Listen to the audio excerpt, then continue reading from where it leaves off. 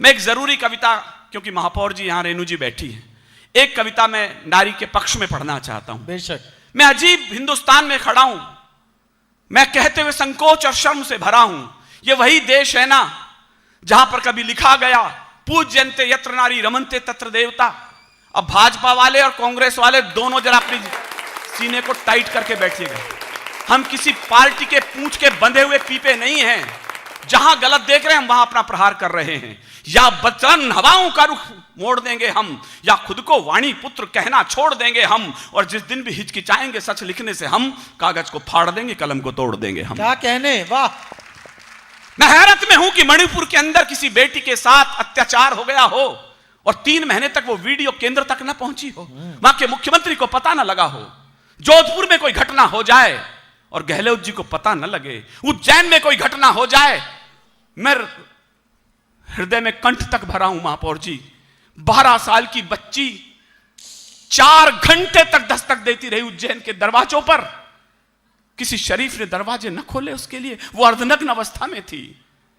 दरवाजे खोले तो एक पुजारी ने अपना दुपट्टा दिया कि पहले इसे बांध लो मां। हम किस देश में खड़े हैं? मेरी बेटी को जब पता लगा, दिल्ली में वो पढ़ाती है, लेक्चरर है, उसने धीरे से फोन करके कहा, पापा क्या आपका पुरुष इतना क्रूर होता है?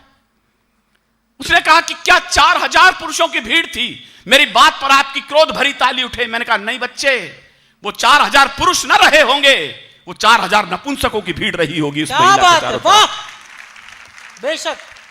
उनमें से एक भी पुरुष नहीं था कि उस बेटी पर अपना शॉल डाल देता। मेरी बेटी रोने लग गई, कहने कि पापा आपका पुरुष इतना क्रूर। उसकी गलती नहीं थी महापौर जी। उसकी जिंदगी में जो पहला पुरुष आया वो उसका पिता था। उसने सोचा जैसा पिता कोमल होता है ऐसे ही पुरुष होते होंगे। जबकि जब यथार्थ के कठोर चित्र देखे वो छलक गई। मैंने कहा नहीं, तुम वीर रस के कवि की बेटी हो, तुम्हारी आंखों में मुझे आंसू अच्छे नहीं लग रहे। यहां जितनी मेरी बेटियां, भतीजियां, भाभियां बैठी हैं, मैं तुमसे भी कह रहा हूं, फूल बनकर जो जिया उसको यहां मसला गया।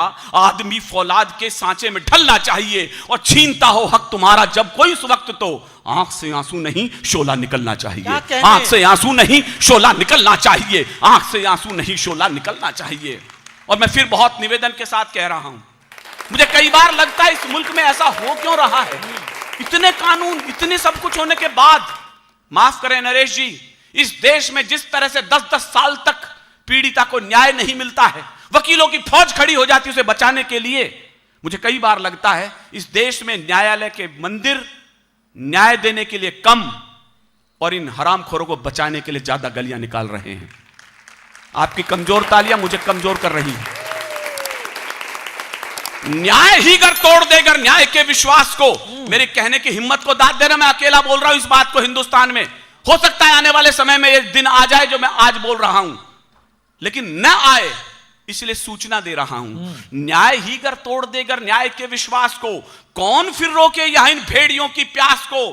फिर कह रहा हूं जो सहमत हो वो ताली बजाएं, बाकी खामोश रहें। 10 लोग भी इस ताली में मेरे साथ रहे, मुझे लगेगा मैं अकेला नहीं था हिंदुस्तान में गाने वाला। न्याय ही अगर तोड़ देगा न्याय के विश्वास को, कौन फिर रोके यहां इन भेड़ियों की प्यास को?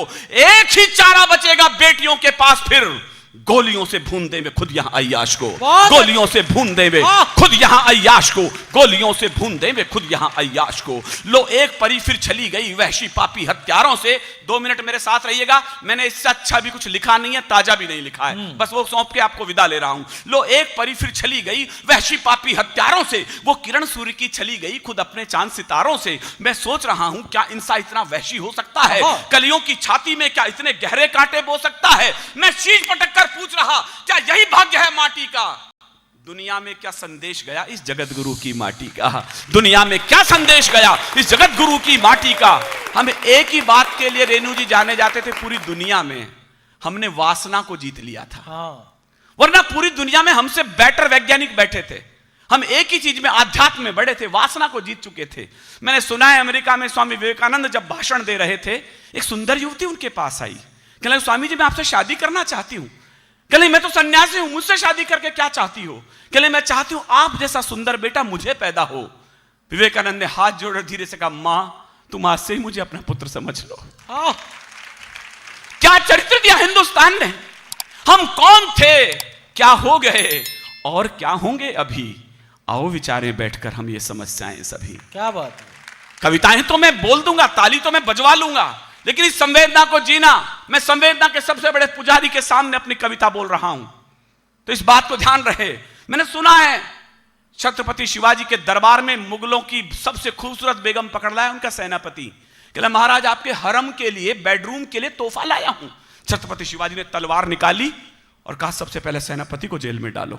फिर गोहरबानो की तरफ देखते बोले गोहरबानो तुम बहुत खूबसूरत हो, पर क्या ही अच्छा होता मेरी मां भी इतनी सुंदर होती ना, मैं भी इतनी खूबसूरत हुआ होता। ये दिया हिंदुस्तान ने। हम कौन थे, क्या हो गए? आओ विचारें बैठकर। लो एक परी फिर चली गई वहशी पापी हत्यारों से, वो किरण सूर्य की चली गई खुद अपने चांद सितारों से। मैं सोच रहा हूं क्या इंसान इतना वहशी हो सकता है, कलियों की छाती में क्या इतने गहरे कांटे बो सकता है। मैं शीश पटक कर पूछ रहा क्या यही भाग्य है माटी का, दुनिया में क्या संदेश गया इस जगत गुरु की माटी का। हम काम विजेता कहलाए पश्चिम में सिर ऊंचा करके, इस घटना पर शर्मिंदा है बैठे हैं सर नीचा करके। मैं ढूंढ रहा हूं गली गली उन वीरव्रती हनुमानों को, हरियाणा में मेरी तलाश पूरी होगी मैं उम्मीद करता हूं। मैं ढूंढ रहा हूं गली गली उन वीरव्रती हनुमानों को, नारी में जो देवी देखे भारत के वीर जवानों को। नारी में जो देवी देखे भारत के वीर जवानों को, नारी में जो देवी देखे भारत के वीर जवानों को, नारी में जो देवी देखे भारत के वीर जवानों को। गर क्रूर वासना पसर गई भारत के सब गलियारों में, तो कीर्ति पताका सूरज की खो जाएगी अंधियारों में। अंतिम 2 लाइन मुझे विदा कीजिएगा, कल मुझे बहुत दूर हैदराबाद पहुंचना है। हम 4-6 दिन से लगातार सोए नहीं हैं। मैं चाहता हूं विमान में जब मैं उड़ूं तो आपकी तालियां मेरी हैदराबाद तक पीछा करें। मैं एक दिन और नहीं सोना चाहता। अंतिम लाइन है, कड़वी भी लगे स्वीकार कीजिएगा। इसलिए निवेदन है मेरा इन दिल्ली के दरबारों से, मैं सबके खिलाफ पढ़ रहा हूं और आपके सबके समर्थन में पढ़ रहा हूं, मुझे विदा कीजिएगा। इसलिए निवेदन है मेरा इन दिल्ली के दरबारों से, अपने प्रांतों में बैठी हैं जो अलग अलग सरकारों से। मैं उज्जैन से भी बोल रहा हूं, मैं जोधपुर वालों से भी बोल रहा हूं और मैं दिल्ली वालों से भी बोल रहा हूं। मुझे निराश मत करना, एक एक हाथ खड़ा करके ताली से मुझे विदा करे। इसलिए निवेदन है मेरा इन दिल्ली के दरबारों से, अपने प्रांतों में बैठी हैं जो अलग अलग सरकारों से। अब शीघ्र न्याय दो आंसू से उपजी सारी ललकारों को, और लाल किले पर फांसी दे दो दुष्कर्मी हत्यारे को। लाल किले पर फांसी